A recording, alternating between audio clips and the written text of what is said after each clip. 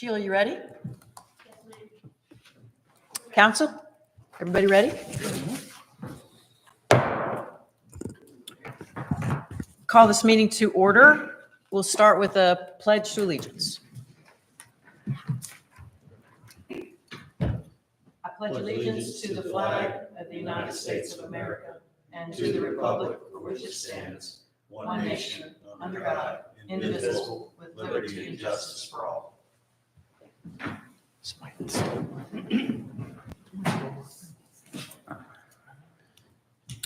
We are here today to consider extending the temporary ban of Anthony Mina from town property. I'm turning this over to our attorney, Philip Hornthal.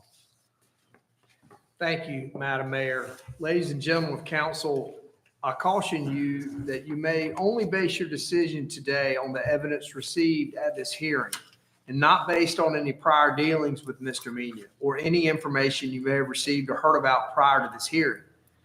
Are each of you able to follow these instructions? Yes. Yes. Thank you. I'm going to start by reading a statement into the record. According to the town's tech consultant, from January 1, 2022 through January 28, 2025, the town and its attorneys have received at least 1,215 emails from Anthony Mina. These emails grew more and more threatening and bizarre, particularly towards town assistant manager and planner Wes Haskett.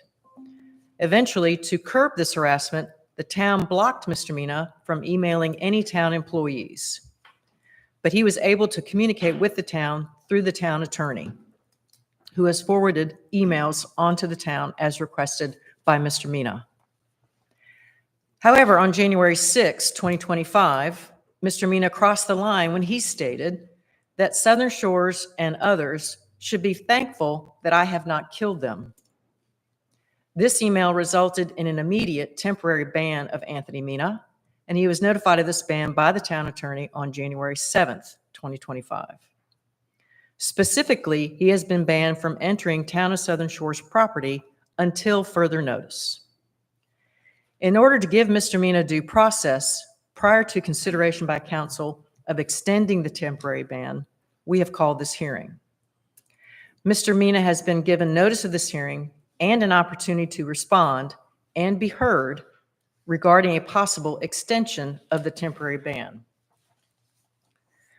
Mr. Mina went on to state that, quote, North Carolina corruption, which Mr. Mina frequently used to refer to the town and town employees, is one wrong move away from one of their worst nightmares. On September 17th, 2024, Mr. Mina stated that if Cliff Ogburn and Wes Haskett aren't held responsible, the entire town council should be held responsible with them for corruption-related crimes, since town council has allowed their corruption to continue as opposed to being corrected. On January 6, 2025, Mr. Mina stated, quote, if Southern Shores or Kitty Hawk is trying to claim him and or Jen Franz are working some type of op with them, what Southern Shores and Kitty Hawk are really doing is illegally human/labor trafficking him and Jen Franz with human traffickers that should spend the rest of their lives in jail and be thankful that he has not killed them. Mr. Mina has also included multiple references to murder and suicide in his correspondence with the town. Mr. Mina's recent email correspondence referred to killing people, murder, and suicide, which read in context with his allegations that the town, Cliff Ogburn, and Wes Haskett have engaged in numerous unlawful acts, are certainly cause for concern. Oops. I left out page 2. Sorry about that. Prior to this hearing, the council and Mr. Mina have received a packet which contains 37 emails from Anthony Mina, dated as early as March 13, 2024. Which primarily serve as the basis for Mr. Mina's ban. Mr. Mina's emails contain numerous allegations that the town of Southern Shores, the town's planning director, Wes Haskett, and the town's manager, Cliff Ogburn, have engaged in corruption, terrorism, criminal, and sexual conspiracy witness intimidation, slavery, involuntary servitude, labor trafficking, and insurance fraud. Mr. Mina's emails have grown increasingly violent, sexual, and bizarre.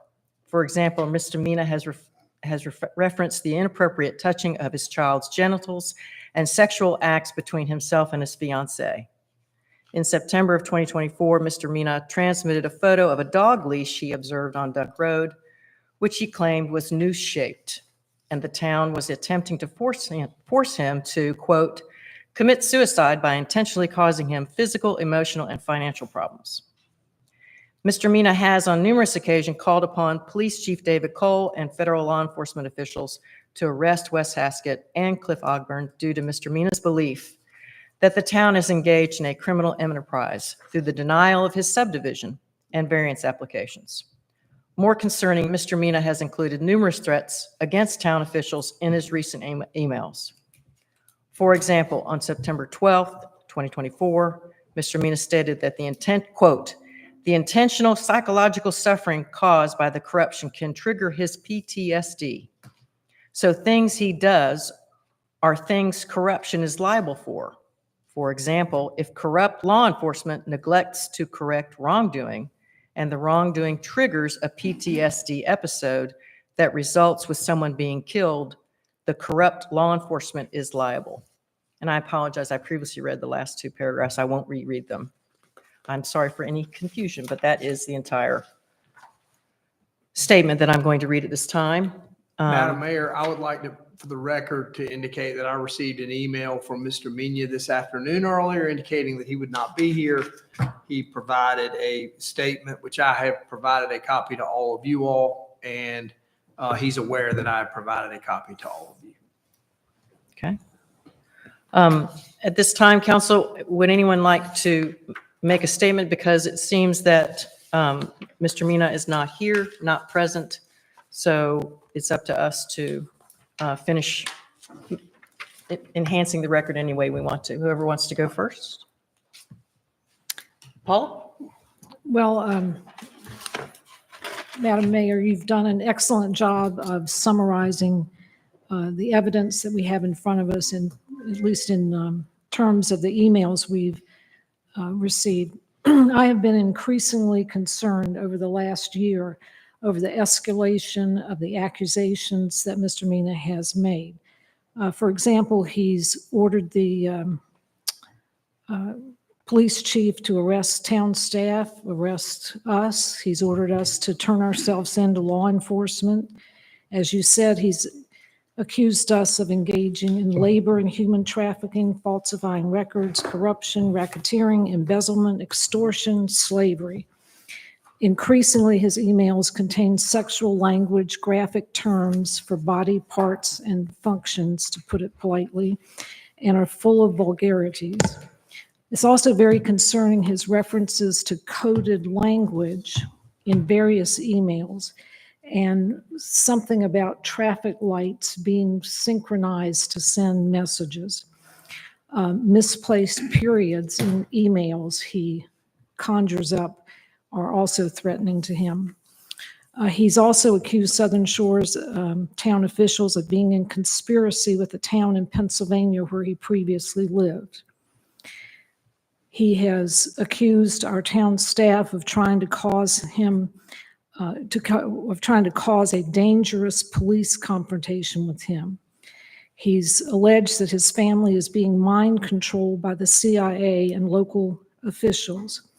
He used its language like this is going to end with them walking off a cliff.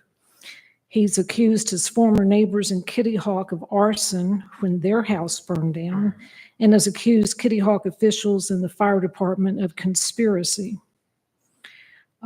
I am greatly concerned about his repeated, unfounded, delusional accusations against our town staff, and I think we owe them some protection. I think in the last couple of months, I've been alarmed about the statements he's made that you referenced, that someone is going to get killed, that we're one wrong move away from one of our worst nightmares, the references to nooses in Southern Shores, that emergency services are going to have to be called on the town government, that we're coercing him to engage in suicide missions, and as you cited, that we should be thankful he hasn't killed somebody so far. If Mr. Mina were here, which he has failed to appear, I would ask him if he possesses or has access to any firearms, if he possesses or has access to any explosive devices, if he is engaged in mental health treatment, if he's been prescribed medications that he's not taking, and if he has a diagnosis.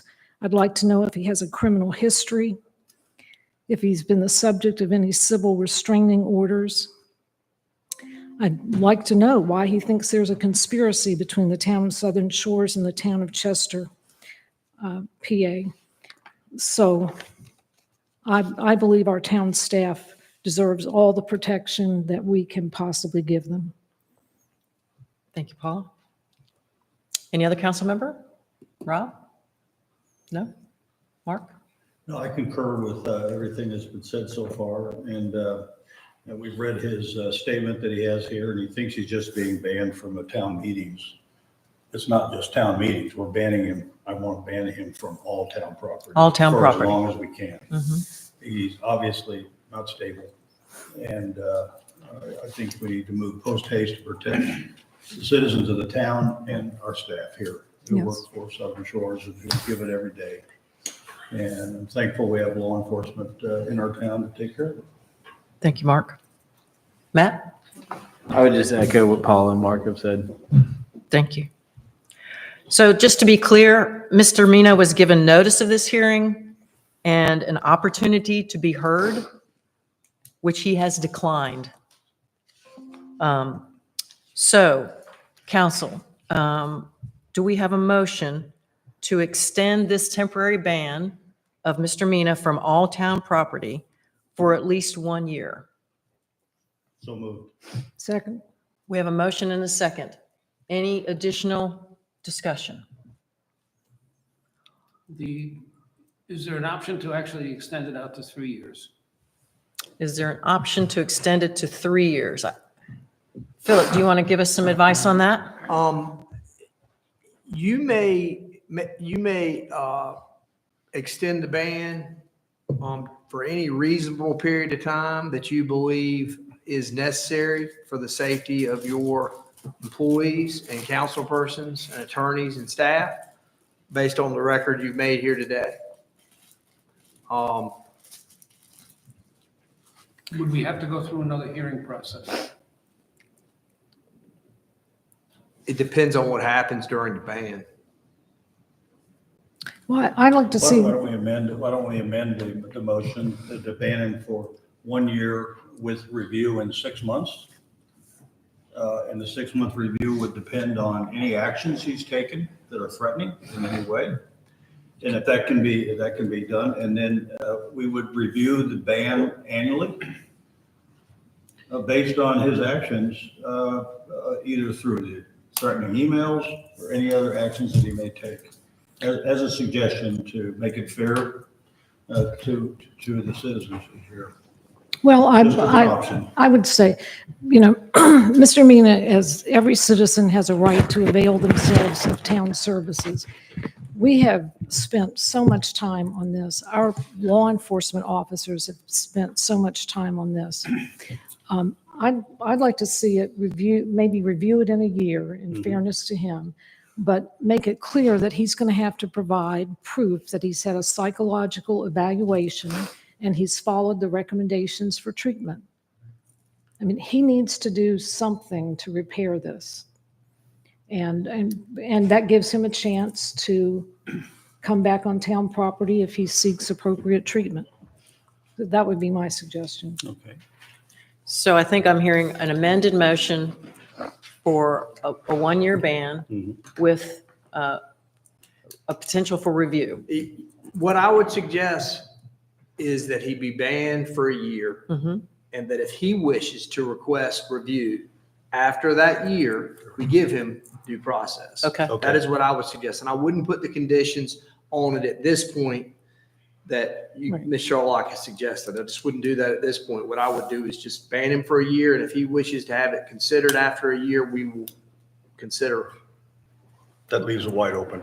Yep. Yeah, Fair so in enough. case of any, okay. So that I'll means buy that, yeah, so it's predicated on him taking action in a Some positive action. way, After a year. as Paula just very eloquently said, to try to repair the damage, because he has inflicted quite a lot. We've spent a lot of staff time and resources, town money on this, and it's just a shame that it's come to this.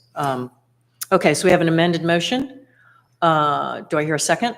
Second? We have a second. Any further discussion? All those in favor, please say aye. Aye. Any opposed, say no. Motion carries 5-0. No more business for this public hearing. Motion to adjourn. So moved? Second. Second. All in favor? Aye. We are adjourned. Yay. I know we were- Yeah.